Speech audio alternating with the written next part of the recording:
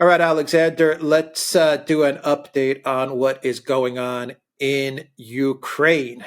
And I think we have to start off with Avdeyevka. The situation is moving fast, actually, and it's moving in a very bad direction for Ukraine and for the Zelensky regime. So, what is the situation with Avdeyevka? I think you put your finger on it. It's moving much faster than I think nearly anybody, almost anyone up to this point had expected. I mean, the expectation was that the fighting in Avdeyevka was going to go on for months, that this was an enormously heavily fortified area, that it would be only one, block at a time and one building and one structure at a time. And in fact, things are moving remarkably fast. So the thing to understand about Avdeyevka is that the Russians launched a series of offensives in this area back in March, and then they stopped whilst the Ukrainian offensive of the summer got underway. The moment the Ukrainian offensive ended, they resumed their attacks around Avdeyevka.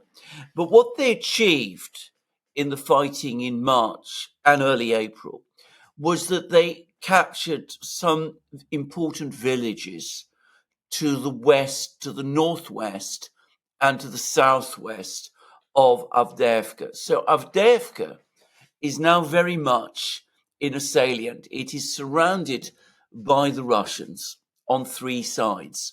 Now, it is a heavily fortified area, or so we were told.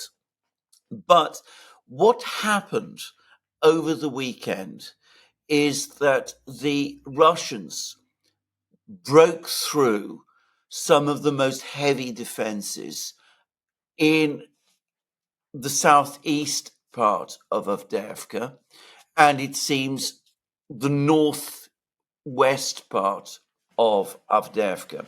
So there was an industrial area to the southwest of Avdeyevka, which was, if you actually look at a map of Avdeyevka, it goes right up to the boundary of the residential part of the town. And it's also higher ground, so it looks down on the residential areas of Avdeyevka from the south. So the Russians captured it, and they captured it very fast. And the Ukrainian soldiers who were defending there, apparently they broke. There's reports, there's stories that some of them surrendered. There's even a story that 150 of them surrendered. Well, we don't know for a fact that that's the case. But what you do see is pictures of these soldiers running away, chased by Russian tanks. So the Russians broke in. Their armor, their tanks were operating in this industrial area without apparently meeting very much opposition. And this part of the defense system, which had been expected to hold out for weeks, broke very quickly. And it's not just that, the Russians have got to the edge of Avdeyevka town itself and have now pushed past the major fortifications, but they've also apparently isolated other Ukrainian units somewhat to the, on each side of this breakthrough, so that it's plausible that these Ukrainian troops who are in these other places will also have to withdraw, which will mean that even more of the territory of this defense, this area that Ukraine controls, is going to rapidly fall under Russian control. Now, that will reduce the territory within Avdeyevka controlled by the Ukrainians quite significantly. It will start to compress them. There are also reports that the Russians are pushing towards Avdeyevka from the north, but this is more sketchy. But anyway, it'll compress them, and it'll make this whole salient increasingly look like a funnel, like a kind of tube, with the Russians on three sides and the Ukrainians having to if they want to send supplies in or pull people out, pass through what is quite a long distance, through what is increasingly looking like a rather narrow funnel. Now, the other thing that happened over the weekend is that two of the military units, Ukrainian military units that have been defending Avdeyevka, had a public quarrel. One of these units, I think it was the 53rd Brigade, which is not in Avdeyevka itself, but is defending the flanks somewhat to the west of Avdeyevka. They apparently contacted the men of the 110th Brigade, which is the brigade which has been defending Avdeyevka town and, by the way, this industrial area. And the men of the 53rd Brigade said, look, we're under such intense pressure from the Russians. We are being bombed all the time. The Russians are now dropping cluster bombs on us. The situation is becoming unbearable. We may have to retreat, and you should retreat also. The men of the 110th Brigade, who are defending Avdeyevka, they got furious with this. They said, you're cowards, you're running away from the Russians. We're fighting here in Avdeyevka. Situation, however, for us is also incredibly bad. And, if you pull back, we'll have to pull back too. And besides, just the fact that you're talking in the way that you are talking means that perhaps that doesn't even make sense that we should go on fighting in Avdeyevka in the way that we are. And this public quarrel happened, interestingly, just before the defense in this industrial area collapsed. So it could be that the morale of the soldiers who are defending Avdeyevka is sinking. Now, there is one other important development, which is some way to the west. There is a sort of railway line which the Russians have been pushing up towards. This is in the northwest of Avdeyevka. There was an article about a week ago in El País. A journalist from this newspaper in Spain went there. He had a conversation with a Ukrainian soldier who was defending this railway line. He said if the Russians capture the railway line and are able to send tanks and armored vehicles across, then it's curtains. They'll be able eventually to close the other end of this tube, and the people in Avdeyevka will be trapped. Well, yesterday we started to see film. The Russians have indeed captured the railway. They're starting to send armored vehicles west of the railway. There is still a bitter battle going on there. But if the Russians are able to consolidate and push even further and harder in this area, then, as I said, both ends of the tube start to close. So this is a disastrous situation for Ukraine. For Ukraine, yeah. For Ukraine, for NATO, the collective West. So I've been saying for a while now on my videos that, as Avdeyevka falls, so does Zelensky's government. Yeah, I agree. How true is that? I think it is, and you can see this. And can he cover it up? And can he cover it up like Bakhmut? That's my follow-up question. Can he cover it up like Bakhmut? Go ahead. Well, he will. First of all, they will. We're still getting all these reports that thousands of Russians are dying in Avdeyevka. The British Ministry of Defence today said that plausibly, the Russians are losing 1,000 men a day across the battlefronts. What is bizarre about those claims, by the way, is that the Western governments and media outlets are ignoring the analysis of Russian losses carried out by the BBC and Media Zona, which is this NGO, which is Western funded. And they don't actually corroborate any of this. They show that Russian losses are relatively low. There has been a spike, an upward spike during the fighting in Avdeyevka, as one would expect, but they're not reporting this huge surge in losses that Western governments and militaries and Ukraine is talking about. But they will go on talking about that. They will start to say all kinds of things. Firstly, we'll probably have about 2 weeks when the Ukrainians deny that Avdeyevka has fallen. I mean, that's what happened with Solidar. It was what happened with Bakhmut. Then they will probably never announce that Avdeyevka has fallen, but you'll find out eventually, if you follow the Western news, that it has indeed fallen. Then they will start to deny that Avdeyevka is particularly important. We've been told that it's this enormously important strategic point, the linchpin in the defense system. Then we're going to be told that it's actually irrelevant, that the Russians have suffered enormous losses capturing this irrelevant place. And then we'll be told that the Ukrainian forces that came out were largely intact and that they have created stronger fortified lines further west. We're going to hear all of this. But I think the reality is that Avdeyevka has been so built up, both in the West and even more so in Ukraine, and Ukraine morale now is so low that I don't think this time any of that is going to carry traction. I mean, they pulled it off in Mariupol. They pulled it off to a certain extent in Bakhmut and Solidar. I think this time what they're going to face is a really big credibility gap. And going back to your point about the fall of Avdeyevka leading to a governmental crisis in Kiev and quite plausibly the fall of Zelensky. Well, as you've been talking about yourself, you can see all the signs of political tension in Kiev now. You have had Zelensky sacking the deputy ministers of the Interior Ministry, which is the organization that is supposed to provide internal security.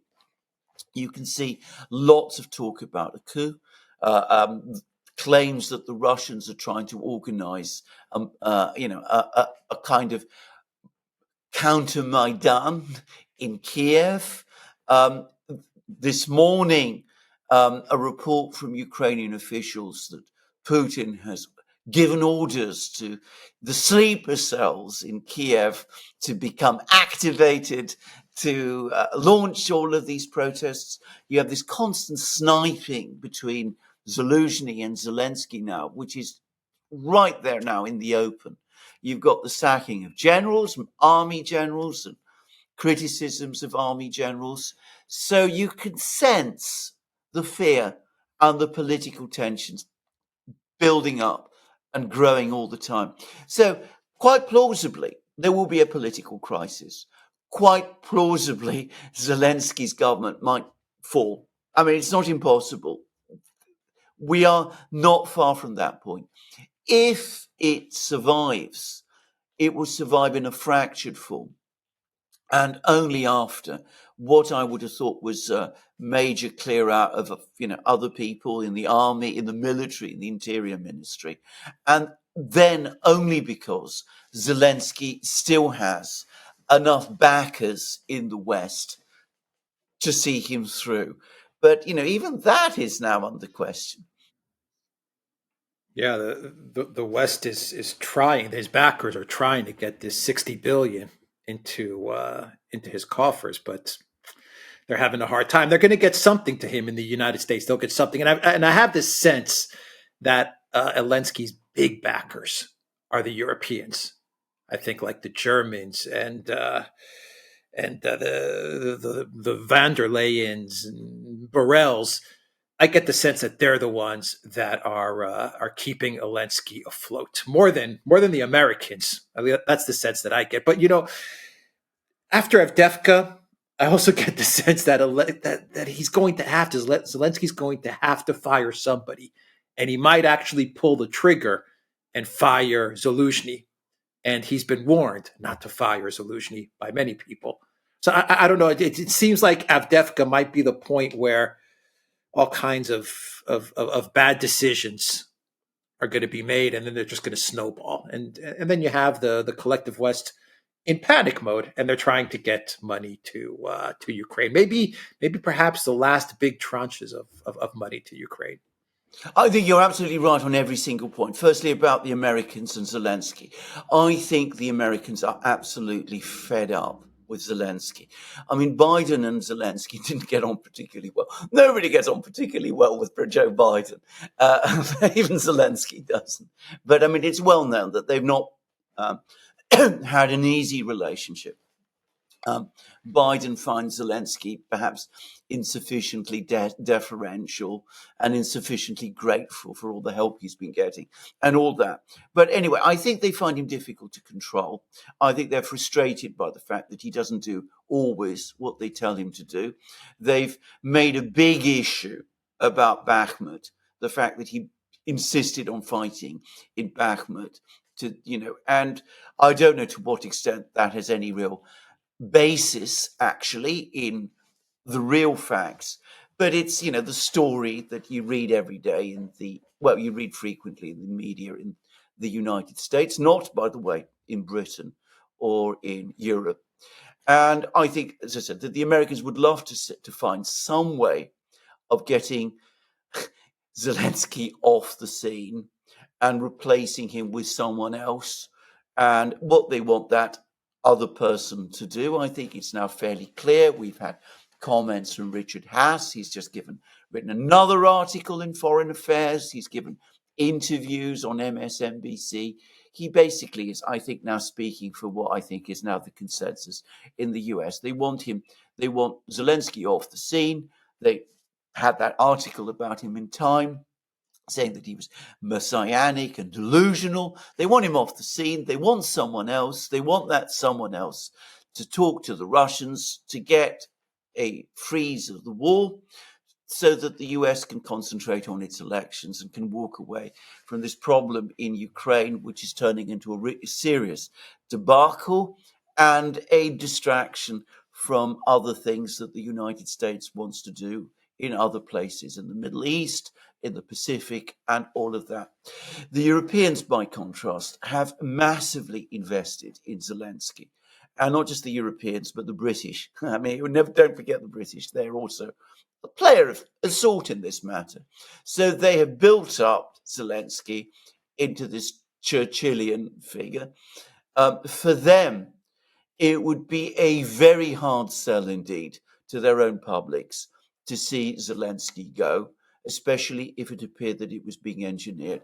And to turn around and to tell the people of Europe in the middle of an economic crisis, with a cold winter now upon us, with all of the other things that have happened, well, that this man that we told you was this great hero, that he's not really a hero, that he's an obstacle and that he's lost touch and that he's delusional and messianic and all of those things. I think that people in Europe really, the leaderships in Europe, realize what an impossibly difficult sell that would be. But there is another factor at play, which is that the Europeans and the Americans have a different perspective on the war also. They started the war, the Europeans and the Americans together, brimming with enthusiasm. I go back, to the Munich Security Conference in early 2022, which I have never forgotten. The Europeans were in a state of euphoria because finally the brakes had been taken off in the United States. That terrible man, Donald Trump, was off the scene. They could go full tilt, support the Americans. The Americans wanted regime change in Moscow. The Europeans also wanted regime change in Moscow. They all wanted to see regime change in Moscow. So they were enthusiastic backers of the project in 2022. What they've now discovered is that the Americans can walk away. They're a continent and an ocean away. They've got, a state. They've got an economy in much better shape than the European economy, and they don't have the Russians at their doorstep. With the Europeans, it's different. Their economy is in a terrible state. They are losing a war on their western borders, and they will have the Russians on their doorstep. And you can start to see the panic taking hold, the Finns fortifying their borders just after they joined NATO, stupid decision, as I think some people in Finland are beginning to understand. The Estonians beginning to do the same thing.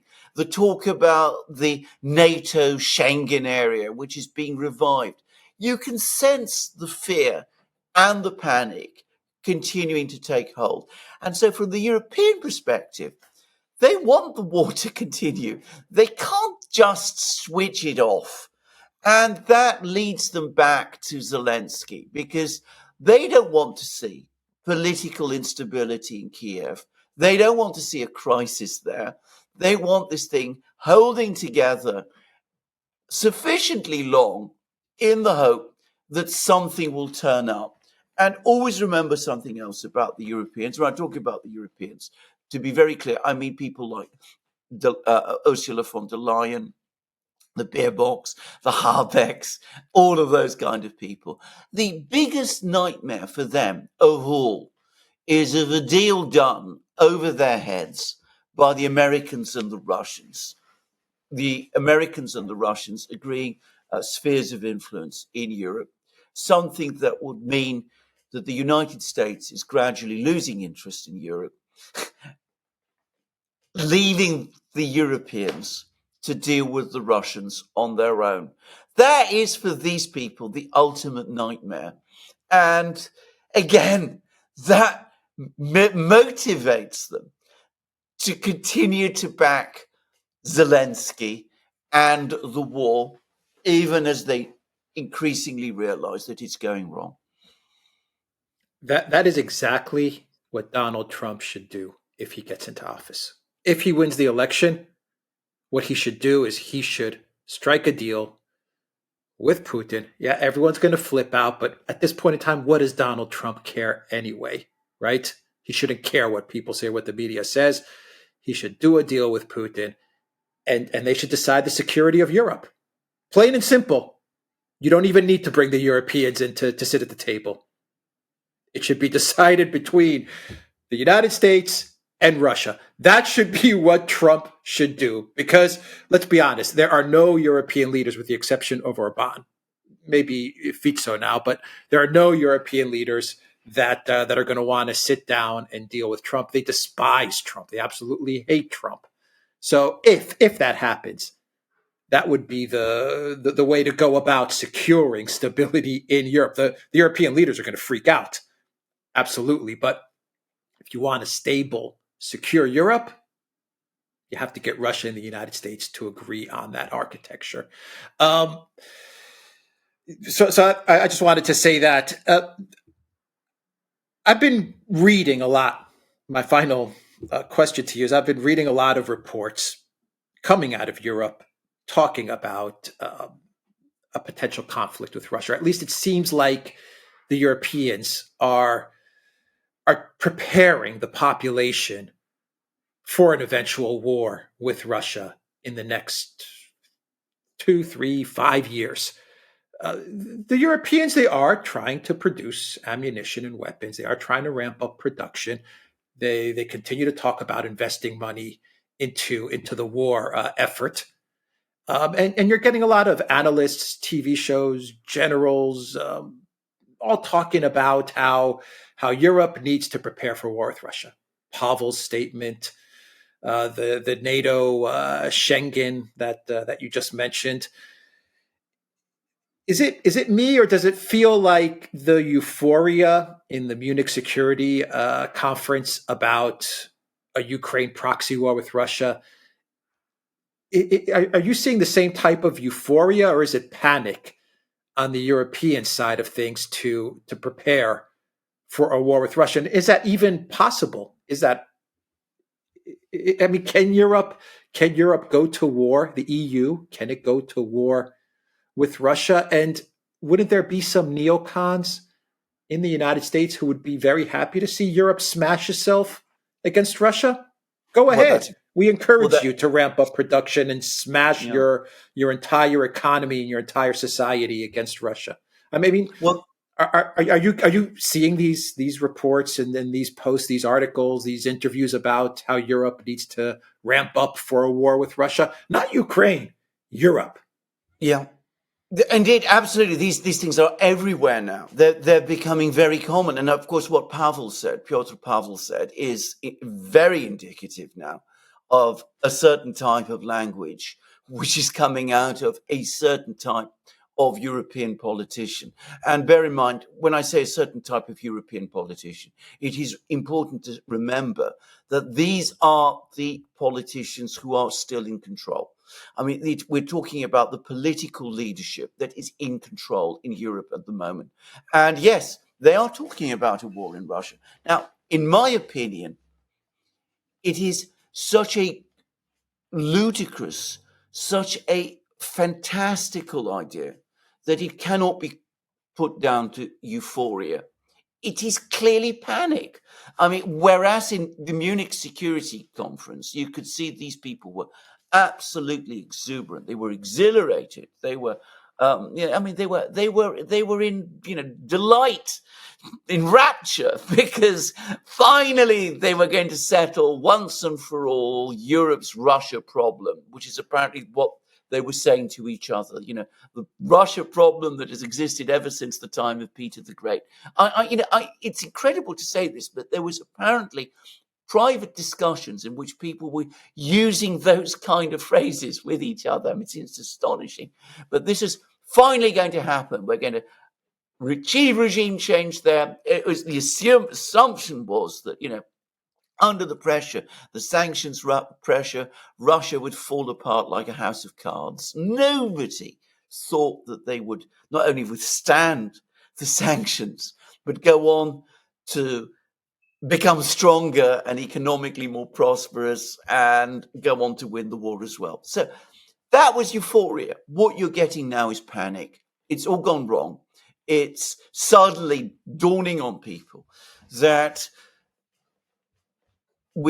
they're losing the war in Ukraine, and they're starting to understand that the possibility that the Americans might cut this deal with the Russians, that a Donald Trump, for example, might do it, is increasing. There have been lots of articles in the British media about what a tremendous danger a Donald Trump presidency would be.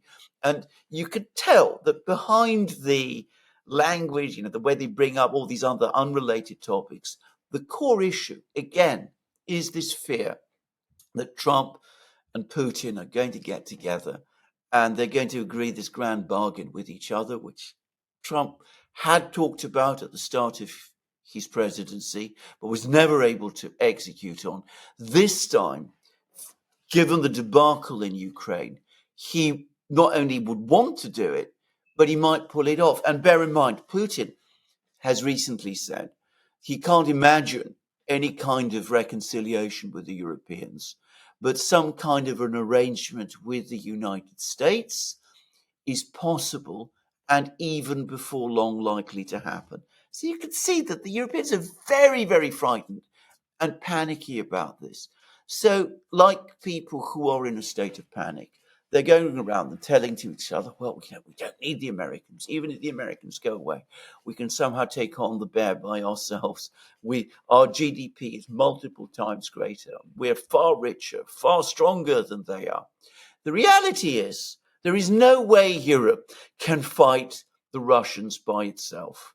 It needs the Americans to do it. And every European leader knows it.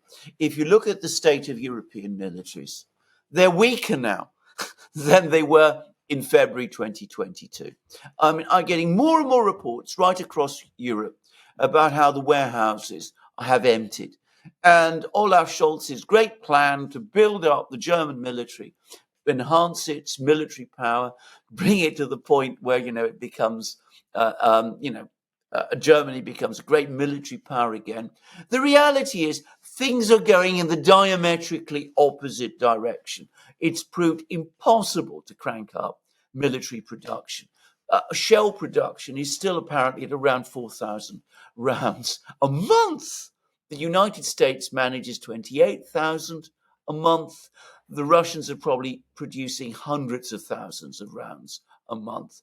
Nobody knows exactly how much. The Europeans aren't producing tanks. They aren't producing aircraft. missile production is apparently very low.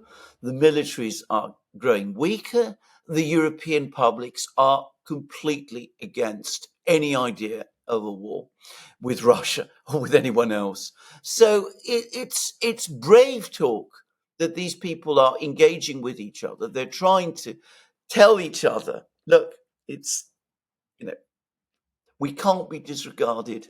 We're still strong. And you sense that beneath it, they know it isn't true.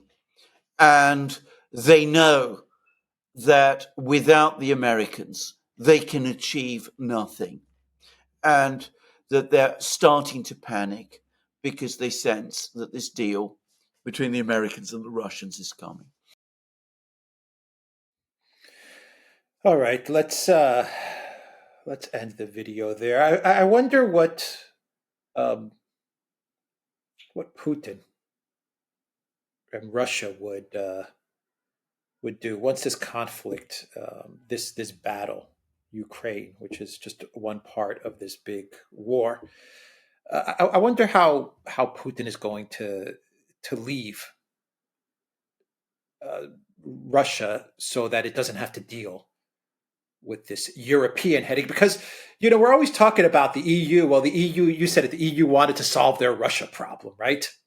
Which is what they thought. And Viktor Orban said as much the other day in Switzerland. He basically said the Europeans were the big plan was that the EU would let Ukraine fight Russia. Russia would lose on the front lines. We'd get regime change in Moscow, and everything would be great. And Europe would then be negotiating with the new Russian government, and then, of course, balkanization and dividing up Russia. I mean, they would solve their Russia problem. That's what Orban said. The EU would pretty much solve their Russia problem. You're saying the same thing, but we never asked the reverse question. And sooner or later, Putin is going to resign. And my feeling is that Putin wants to leave Russia in a state where Russia doesn't have to worry about the European problem, because Europe says Russia's a problem for us. Well, Europe is a problem for Russia, and it has been a problem for Russia for many hundreds of years. So my question to you is, how do you think Russia is going to deal with Europe? How do they solve the Europe problem? I think they've made their position actually extremely clear. It's an overlooked fact that this was part of the discussion that took place in that televised Russian Security Council meeting on the 21st of February 2022, the one that took place shortly before Putin announced the special military operation and the recognition of the independence of Donetsk and Lugansk. The Russians had previously proposed 2 draft treaties to the Americans. And notice that they proposed those treaties to the Americans and to NATO, but they specifically sought to engage the Americans.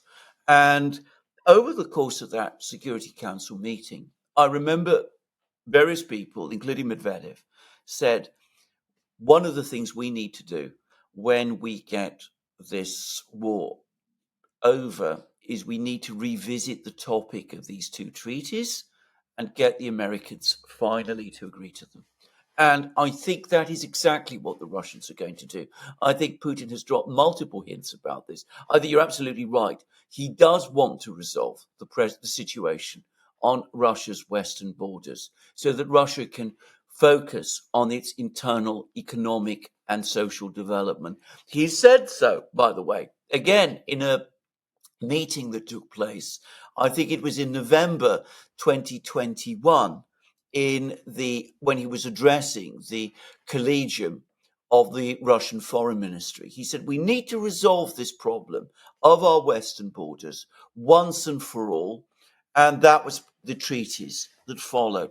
So what he would ideally like to do is to get back into a discussion with the Americans and get the Americans finally to address seriously the issues set out in those treaties. And basically what that called for was a pullback of all American troops and NATO equipment from the territories of the countries of the former Warsaw Pact, bring them back to where they were in 1998, when the process of NATO expansion first started, and for the United States to commit by treaty that there would be no further NATO expansion. So that's the deal that Putin wants to do. I mean, he's made it very clear. There's no reason to think that he's changed his mind. Whenever you see him speaking, it's clear to me that he hasn't changed his mind. Now, of course, he's got a plan B in case the Americans don't agree to this. He's going to win his war in Ukraine. I think everybody can see that now. And what he's also doing is he's building up the Russian military now to enormous dimensions. I mean, enormous relative to what they were. So we're going to have a 1.5 million man army. We see huge numbers of tanks, of military machines being produced in enormous numbers. Now, that puts pressure on the United States because the United States can no longer be strong everywhere. I mean, we're not talking about the 1960s. So the United States, if it's faced with this kind of Russian military buildup and with the Russians once again on Europe's borders, on Poland's borders and all of those sort of places, what does the United States do? Does it try to match the Russians, tank for tank and shell for shell? Does it rebuild the whole military system in Europe that existed in the Cold War? That would be unbelievably expensive to do. And at the same time, of course, the United States is now confronting the other superpower, China in the Pacific. It's got to consider the need for a big naval buildup in the Pacific. Can it take on China and Russia at one and the same time? The logical thing for the United States to do, so Putin probably will think, is that rather than face that disaster which will leave the United States massively overextended, they cut a deal with the Russians, reduce the need to keep huge numbers of American troops and equipment in Europe. And that way they can concentrate on other things. So that, I think, is Putin's plan.